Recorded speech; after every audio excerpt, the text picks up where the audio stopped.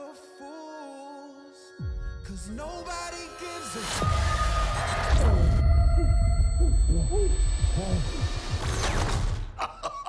Let's just dive into it. Charlie, Daredevil on the Run, what does that open up for you as an actor? It's really fun to get to play this character with his back against the wall in a way that we haven't seen him in the past. You know, Matt is in a state of despair, more so than we've ever seen him in the past. The one thing that was really fun to play with this season is, you know, Matt's always been pretty clear-minded about what needs to happen, what's the next course of action needs to be, and he's pretty gung-ho about that. In this season, has so much doubt. His clarity has been rocked so much by the course of season 1 that he's having to rely very, very heavily on Karen Page to guide him and to help him make those kind of decisions. He's almost like takes orders from her and then he just executes. That's something new for Matt and Daredevil, which is really fun. So yeah, it's a scary world that Fisk has created. See what you did? And Mr. Mayor, you should be saying job well done. Listen, you know that it was a job well done. That's why I'm here.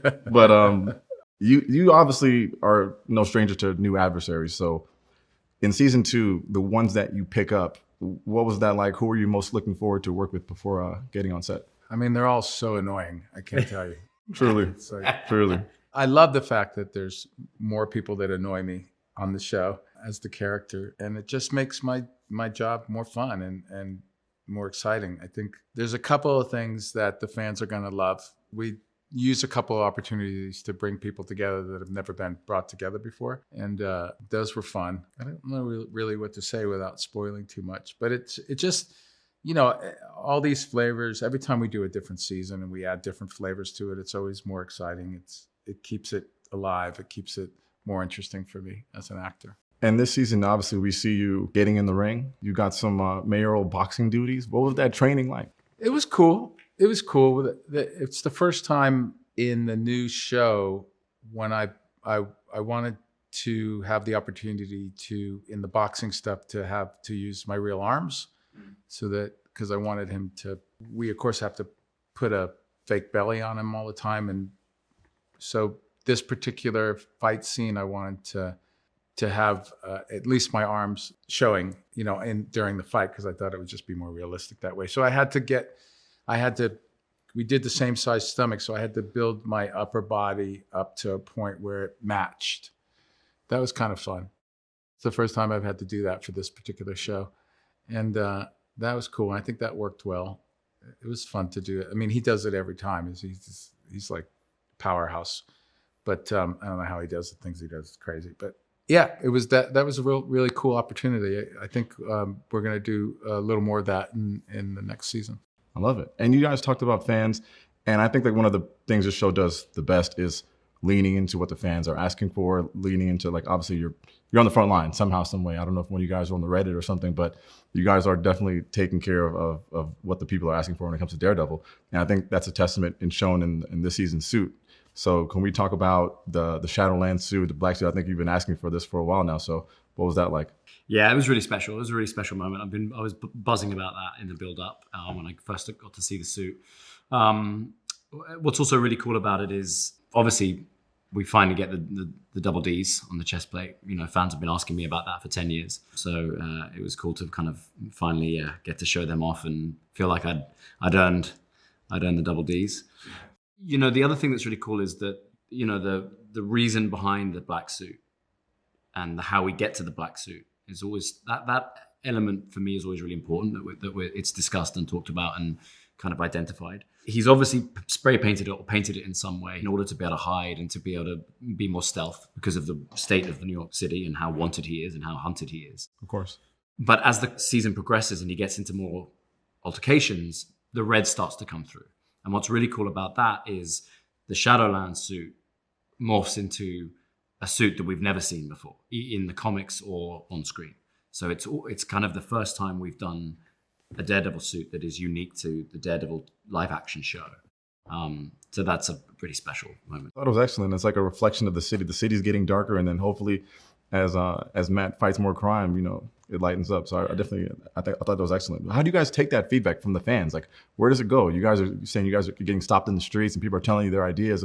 When you guys find one that you like, you agree with, where does that go? Like, we talk to the writers. Talk to the writers and producers. This is an idea. This is something that's come up a lot. Marvel are so Amazing. collaborative. You know, there's never a conversation that can't be had. There's never an idea that can't be explored. Yeah. And when you're treated that way, when they do come back and say that we're not sure that's the right path, it's like, fair enough. Yeah. You guys know best. you go back to that convenience store and tell that fan, hey, we tried. Yeah. But they said no. I hope you can walk because I'm not carrying you. It was already there, what you want, I can tell by the look on your... Saw or shovel? How great was it for you guys to go into this season 2 knowing how fans were so excited about season 1 and also bringing most of the cast back together? Having the goodwill from season 1 was fantastic. I mean, it gives you kind of spring in your step as you go and you open up the writer's room. And because this was such a part 2, having people come back, it's not just the actors, it's the crew, it's the writer's room. So we rolled into season 2 about 8 days after season 1 with a pretty good feeling. Yeah. I mean, amazing. I mean, I feel every single time first of all, every time I come to set, every time I'm able to go in the writer's room, like, it is truly a privilege. Well, we do give you a standing ovation yeah, every time you come into the room. I think you guys are making fun of me every time. We're not. Every time, but no, it is really, really exciting. And I'm really grateful. I think people have such a love for this show. We have such a love for this show and these characters. So for us to be able to be a part of it and to be able to collaborate with all of these great creators and artists, I think is really and I don't say this in a cheesy way, but it really is an honor to be able to do so. And I think season 2 we're able to do things that we had wanted to do before. So it feels exciting to see people's reactions. And the writer's room applause is not making fun of you. It is acknowledging you as being an advocate for us. They're like, yes. You made it. You made it. Every into day the that she room." walks into the room, she gets a round of applause. Well deserved. Like, they wouldn't just be doing that for no reason. I think it's just a joke. It's a joke that keeps going, but I'll take it. I'm clapping in my house when I'm watching the episode. So Good. And Dario, you gave me a good transition because that was my next question. 8 days in between seasons, like, how does that affect the overall process of making the season? Does that help? Is it, like a lack of rust? Oh, I love it. Okay, so I come from network where you roll on a schedule. The old shows, the old Punisher was the same way. Mm-hmm. We knew we were getting in the room every July. We knew it was coming out on a schedule. This, like you just said, it feels like I walked into Marvel's office in October of 2023 and now I'm sitting here. Yeah. But I like that. I like that it's going to come out every spring, hopefully. I like that process. We kind of know, especially now 3 seasons in, I'm going to come and present some ideas. They're going to pick through them and say, these are great. We're going to get into the writer's room. We're going to start building the framework. And then, in 4 days, we're going to start shooting it. I prefer that. To go on these long hiatuses as a creator is the same way as a viewer. You're like, wait a second. We had an idea and now we're waiting 2 years to pay it off. Yeah, and you're just in it creatively too, so you can keep going. But it certainly, we've not stopped. Yeah, it's heavy. Yeah.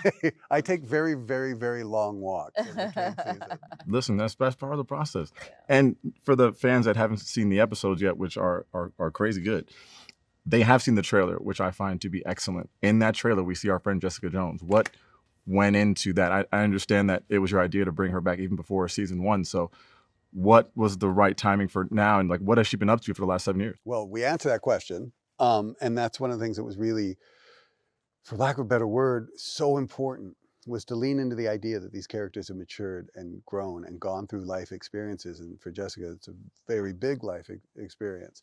And I think we started talking about Jessica Jones a week after meeting, not even in terms of season 2. Oh, yeah, just at some point how we're going to bring her into the show. Yeah, for sure. I mean, I think we love her. I mean, I thought her old show was just fantastic. I think what Melissa Rosenberg did with the first version of the show is some of the best genre television made. And we knew you're going to have a situation where the administration is hunting vigilantes. Yeah. Okay, so what's that particular vigilante going to do in that situation? And once you ask that question, you're into the realm of, this is going to be fun.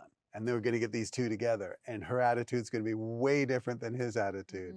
And that just opened everything up. And as soon as we started talking to Kristen, it's like, yeah, when you get the next batch of episodes, there is a moment when we have a whole lot of people together in one place. And those 4 nights of shooting were some of the most fun I've ever had. I'm very much looking forward to it. And can the fans look forward to other cameos? I'm in these threads. That I leave to her. Zip. They're asking for Elektra. Are we looking at that as possible in the future? Listen, as I've said so many times, I will take whoever we possibly could get. I don't know what is going to happen in the future, but I just know that like there are characters out there that we would love to have, and we'll. And I'm not allowed to say anything. And you never know. So we'll see what happens. I have as big a hopes as the fans. Yeah. I love that. But we want everyone, so it's tough. I do want to talk about the suit this season. I'm sure that's a heavy topic of conversation, but it looks amazing from my understanding. It's one that Charlie wanted to don from the beginning. So talk about the decisions that went into choosing the suit for the season, as well as reading into the press notes about the black paint being stripped away as the season goes on. So, black suit was on the table from jump. B, because Matt's gone underground, you know, there's a you could almost do the season episode 1 moment when he's spray painting the suit and he has the D's on it and he says, I want him to know who I am. So it's this idea of he's blacked out, he's underground, he's in the shadows, but he wants Wilson Fisk to know who's messing with him. Yeah. And then, and I don't remember where it came up, it might have been Emily, because I will not take credit for this one. The idea that the paint is being stripped away as he battles more. I don't remember where that came from, but that was one that was like, that's from the Viz yes, Dev was too. it? Yeah, so Viz, good. Yeah. Part of the great process at Marvel is you'll have an idea, black suit. We have geniuses who come up with Viz Dev of it. Yeah. That's presented to us, and then we take that to the writer's room and run. Yeah, and the black suit is like pulled from the comics. It was like literally the first episode is pulled from, the image of Back in Black, which is Ron Gurney and Charles Soule. So we love to use those references, the black with the red, all of that. But yeah, that was very much like when we started making the suit, realizing, oh shoot, this could be a bit more real. It's such a testament to you guys tapping into what is comic accurate and what the fans are asking for. So just a kudos to you guys for being like, you know, on the front lines there. So thank you. Try, man. Try. Love it. Yeah, no, you guys are doing great. And then in my last question, in 2026, of course, will be the year of Daredevil. We are very excited for that. It's also the year of Spider-Man. It's also the year of Doomsday. Can we see some more crossover there? I would love it. I always would love it. But that is up to the way above my pay grade. Marvel Studio guys. Yeah, it's up to Kevin Feige and Lou D'Esposito. So you can complain in their direction. I'm going to send them over a quick text right now. Thank you. Text.